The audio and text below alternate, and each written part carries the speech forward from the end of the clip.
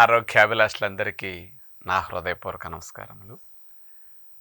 వంటలు తయారు చేసుకోవటానికి రకరకాల పాత్రలు ఈ రోజుల్లో మనం ఉపయోగిస్తూ ఉన్నాం. అన్ని పాత్రల కంటే అసలు సైడ్ ఎఫెక్ట్ లేని న్యాచురల్ పాత్రలు మట్టి పాత్రలు. మనము మట్టిలో పుట్టాం, మట్టిలో పెరుగుతున్నాం, మట్టిలో కలిసిపోతాం. మనం తినే ఆహారం కూడా మట్టి నుంచే తయారవుతుంది.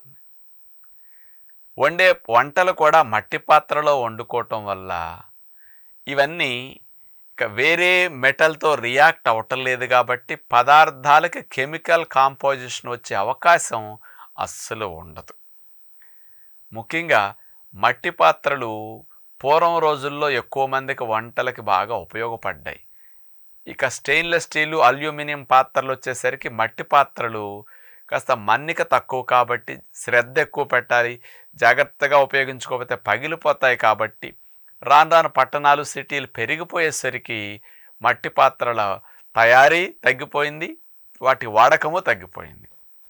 ఇప్పుడు అందరూ ఆరోగ్యం గురించి కాస్త అటెన్షన్ పెడుతున్నారు కాబట్టి బ్యాక్ టు నేచర్ అన్నట్టు ఆరోగ్యానికి ఏది మంచిదంటే దాన్ని ఉపయోగించటం, పూర్వం రోజుల్లో ఉన్న మంచి వాటికి బాగా ఆసక్తి పెరగటం ఈ రోజుల్లో ఒక ట్రెండ్గా మారింది.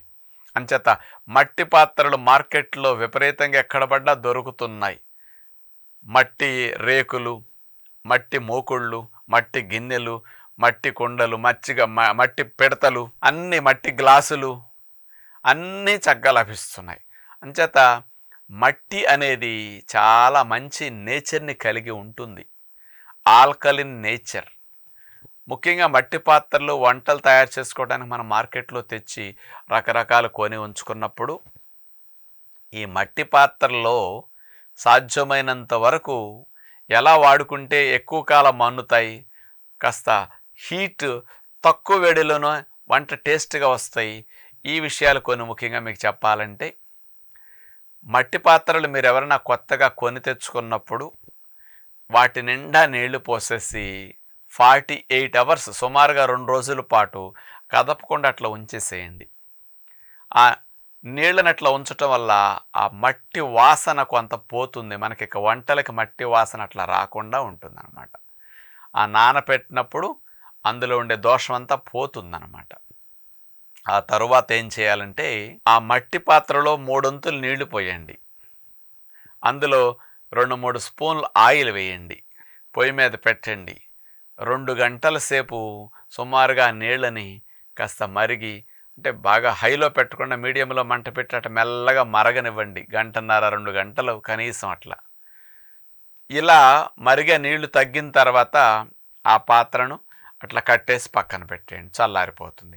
మళ్ళీ నెక్స్ట్ డే ఇట్లా 2 రోజులు 3 రోజుల పాటు మట్టి పాత్రలో నీళ్లు పోసి 3 వంతులు ఆయిల్ అట్లా వంట నూనె వేసేసి 2 గంటల పాటు సుమారుగా వేడెక్కనిచ్చి అట్లా 2-3 రోజులు చేసిన తర్వాత ఈ మట్టి పాత్రలను ఉపయోగించుకుంటే మట్టి పాత్రల లైఫ్ ఎక్కువ ఉంటుంది.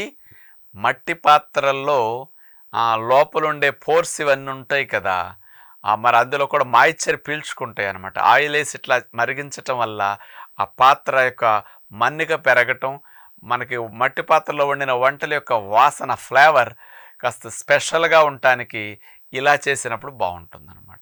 ఇలా చేసి ఆ తర్వాత నుంచి మీరు మట్టి పాత్రలు ఉపయోగించుకోవచ్చు. మట్టి గ్లాసులు కానీ, మట్టి పిడతల్లో పాలు పెరుగు తోడు పెట్టుకోవాలన్నా, పెరుగు నింపుకోవాలన్నా, ఇంకేదైనా నీళ్లు నింపుకోవాలన్నా సుమారుగా 2 రోజుల పాటు నీళ్లు పోసి అలా ఉంచేసి అలా వాడుకుంటే మంచిదన్నమాట. ఇంకొక ప్రికాషన్ మీకు చెప్పాలి, మట్టి పాత్రలు వాడేటప్పుడు సబ్బు పెట్టి కడగకూడదు మట్టి పాత్రలని.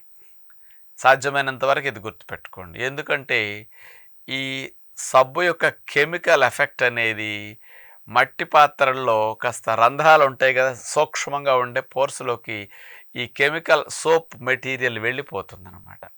అది కడిగినప్పుడు ఒక్కొక్కసారి బయటికి రాక అంటుకుపోయి ఉన్నది మళ్ళీ పదార్థాలు మనం వండేటప్పుడు ఆ పదార్థాల్లోకి ఈ సోప్ కెమికల్ మనకు వచ్చేసే అవకాశాలు ఉంటాయన్నమాట.